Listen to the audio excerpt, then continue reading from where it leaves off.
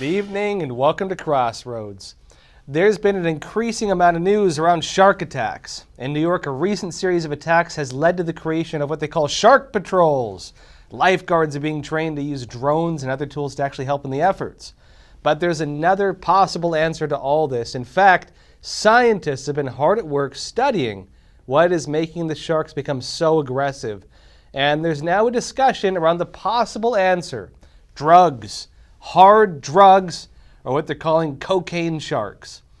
Now, the gist of the story is that drug traffickers coming into the United States are getting paranoid and dumping their drugs in the water. And research has actually shown that sharks appear to rapidly attack and devour packages that look like these. It's actually not uncommon in some areas, in fact. As Business Insider mentioned in an article, the U.S. Coast Guard recovered more than $186 million worth of narcotics from the Caribbean and the Atlantic just last month. Sometimes packages of the drugs even wash up on shore. Now, according to The Guardian, scientists have been doing studies on this. They created packages that look like bales of cocaine, dropped them into the water, and they found that sharks would swim straight at these bales and take bites out of them. Now, if you were to read most of the establishment media, you'll be seeing a lot of stories around this lately. And this again, cocaine sharks. The reality is it's now Shark Week, and the Discovery Channel and the whole, cocaine shark story is part of a feature they're working on. Now look, I'm not trying to write off the possibility that sharks are eating bales of drugs, then attacking swimmers. It is possible. And the amount of attacks being recorded, while apparently higher than normal, remember, it's not shockingly high, really, which means the numbers actually could be feasible with that. But for me, there's very likely something else happening, especially with the water. It very likely does have something to do with drugs and chemicals as well. And for me, actually, this is the bigger story at play. You often have to read between the lines to get the real story. Look past the narrative and pay attention to what people are really saying. Take that Business Insider piece on the cocaine sharks, for example. Now, they mentioned something else. They say, what I personally think may be the real issue here, that wastewater may be the cause. And all the drugs and medication people take, all of that is being carried along in the wastewater. When The Guardian did its piece on the cocaine sharks, they also mentioned this point.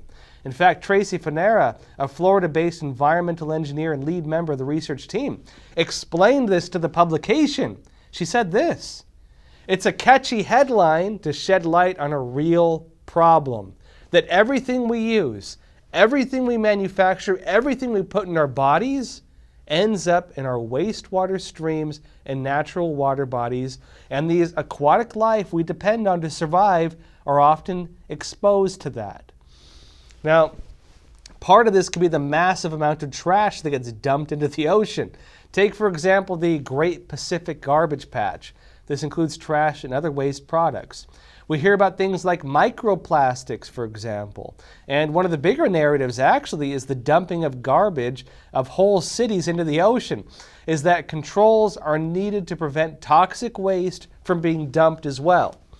But aside from the actual dumping of garbage, the relatively unseen problem is actually a bigger concern, at least in my opinion, and this applies to not just the coasts, but also to America's lakes and rivers.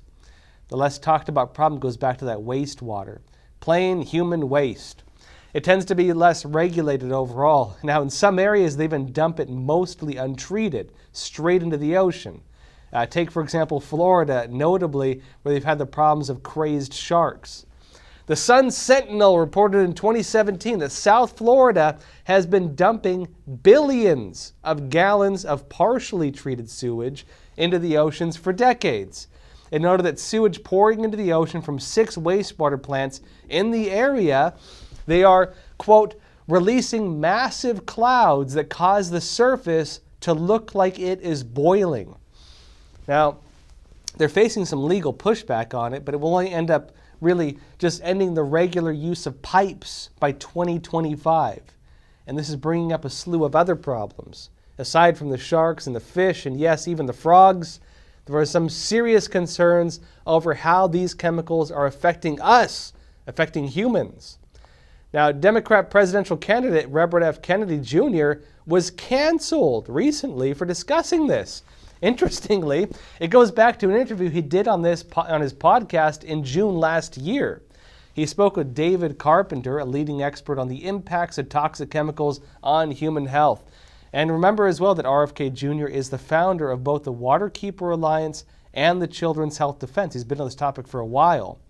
What they discussed were the impacts that chemicals in the water and the air, in fact, are having on children. Part of this was the impact of neurological chemicals on IQ. But they also discussed the impact of endocrine disruptors and the way they impact child sexual development. Now, in a recent hit piece, interestingly talking about the podcast he did a year ago, CNN brought this back up. It alleged that RFK Jr. has a history of repeatedly sharing unfounded conspiracies that man-made chemicals in the environment could be making children gay or transgender and causing the feminization of boys and masculinization of girls.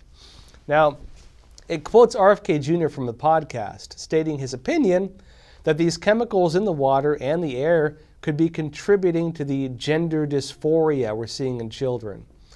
Now, of course, CNN writes this off as pure conspiracy. He's a conspiracy theorist, they say.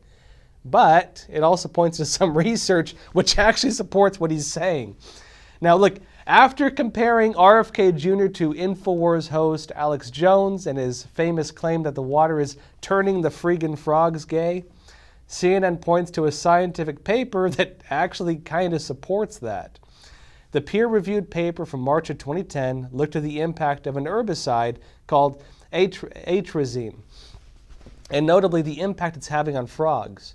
It notes that this chemical is also one of the most commonly used pesticides in the world, and is likewise the most common pesticide found in groundwater, surface water, and yes, in drinking water.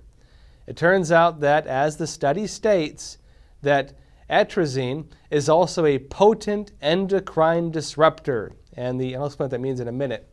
And the researchers found that it was having shocking impacts on the sexuality of amphibians, like frogs.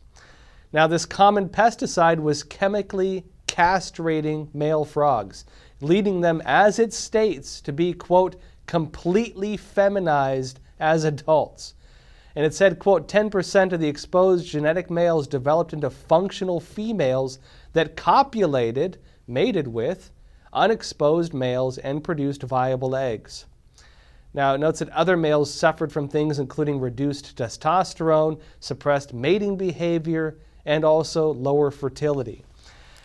Now, the argument from establishment news outlets is that yes, the chemicals in our water are in fact causing feminization and even gender transitions, real ones, in frogs.